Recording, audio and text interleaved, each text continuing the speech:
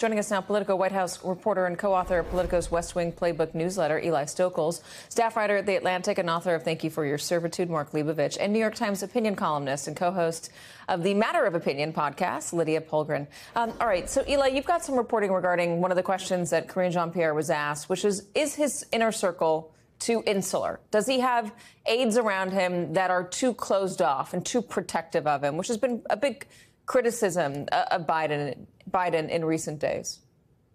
Yeah, Katie, over the course of the last few days, we talked to more than 24 senior Democrats who have had contact with the president's inner circle and who have been much more outspoken, criticizing them in the aftermath of the debate. They believe that the debate prep was handled poorly. They are now questioning the decision to move up the debate, to put the president in that format, to agree to rules that seem to advantage former President Trump. And also, the broader insularity of the White House is something that they feel like is not serving them well. A campaign essentially run partly out of the White House, partly out of the Wilmington headquarters, by these same aides who have been with the president for years. You just heard Karine Jean-Pierre talk about how it's normal to have people around who have been there a while, who the president trusts. He's been in politics a long time. That is true. It's been a sort of consistent point throughout this presidency. But people who are on the outside who want to help this campaign have been frustrated by the cloistered, the way the president has been cloistered within the White House, how he's done very few interviews, very few unscripted moments, and how they have really failed, despite spending over $100 million on ads so far the campaign, how they have failed to move the numbers. And so there are a lot of people who have tried to offer suggestions, feedback to the campaign, to the people guiding this campaign, and they have not really been, they have not felt like they have been heard in terms of what the president is focusing on, what the message is. They say that the 4 or 5 or 6 people who are really in the room, who are making decisions, think they have all the information they need and are not really interested in changing course. Mark, how much time do they have? Was that for me? How much time do they have? Yeah. I would say that they've already wasted 5 days. I mean, I think all of this talk about how he's going to meet with governors and he's going to meet with donors and he's going to, maybe, he's done a couple of set piece, did a little press thing last night or did his telecast last night. I mean, this is all this is 5 days since one of the most disastrous, if not the most disastrous televised debate performance that his campaign is in a total crisis over.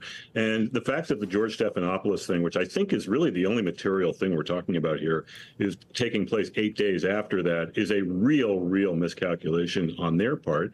I think the insularity is probably part of this, but largely it adds to a sense that he is being protected, he is being completely cloistered, and he cannot come out in public in any kind of nimble or uncertain or chaotic environment like that debate was the other night, and we saw how he performed. So, yeah, I think frankly, I have very little time, and they've wasted 5 days so far. Is it not fair for me to say that he could have walked up to the podium? I mean, he can walk up to the podium. We saw Donald Trump do it a bunch of times when he was president. President Obama did it as well. There's, the lawn when he gets into the helicopter leaving the White House. Yeah.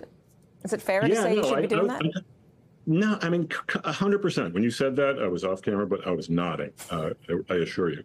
But it's 100% true. And look, I mean, one thing that was in that CNN poll that I guess Steve didn't get to, but Kamala Harris is within 2 points of Donald Trump in that same poll. I think it's that same poll. I mean, it's all over. So she's, exactly. 45. She is. So that's pretty consistent.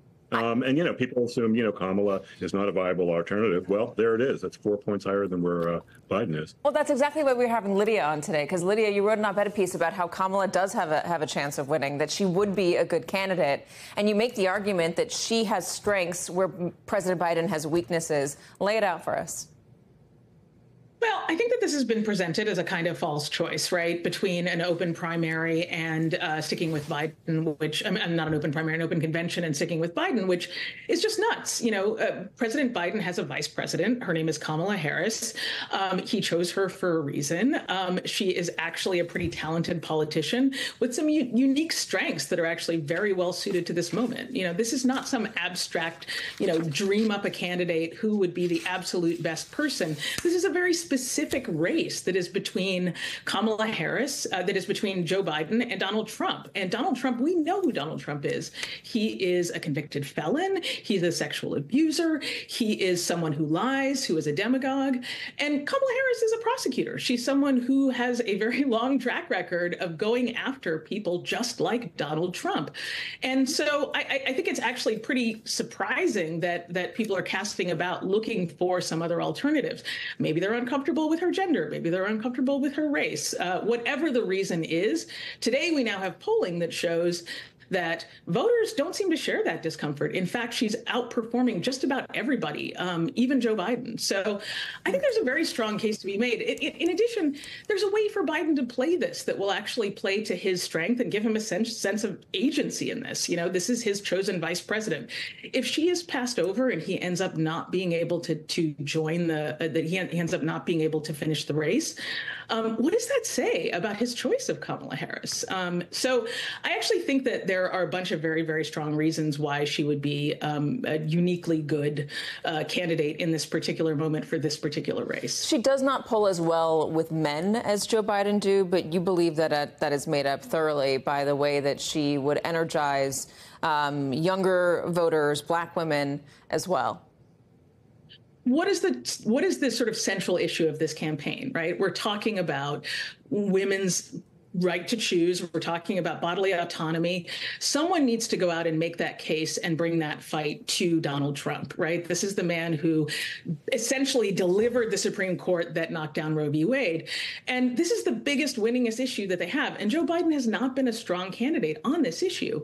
So, and I think that there's a reason why they've had Kamala Harris out there making that case in the campaign thus far. And I think she'll do a much better job of it than Donald Trump, than Joe Biden has been able to. You also argue that, you know, adding a Josh Shapiro to the ticket, a Pennsylvania governor, a swing state that needs to be won, is not a bad idea. You mentioned Andy Beshear, not in a swing state, but he is the Democratic Democratic governor of Kentucky. I want to play a little bit of audio, the audio that I read up top. I think it's worth listening to the audio of this donor call because you can hear the inflection, you can hear the way that they're trying to convince these donors.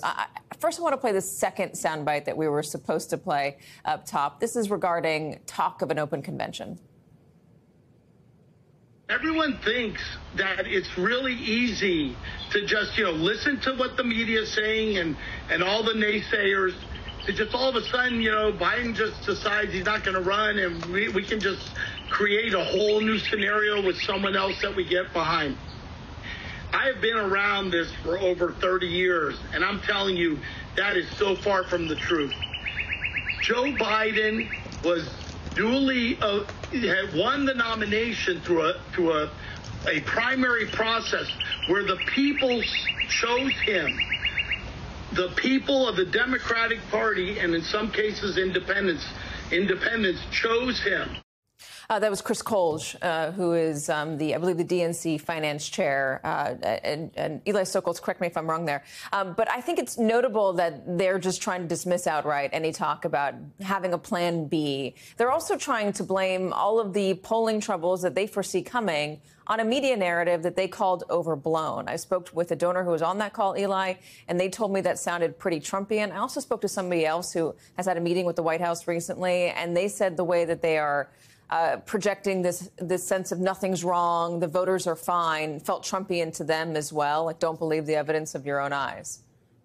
Katie, I've heard that from a lot of people that we've talked to operatives, donors, donor advisors. The dismissiveness, the defensiveness that you could hear in Chris's voice on that audio recording, that is not sitting well with the people that the campaign is trying to reassure, trying desperately to calm down, because those people don't feel like they're being heard. They don't feel like their concerns are being acknowledged and legitimized. They feel like the campaign is basically saying, you have no choice. The ship has sailed.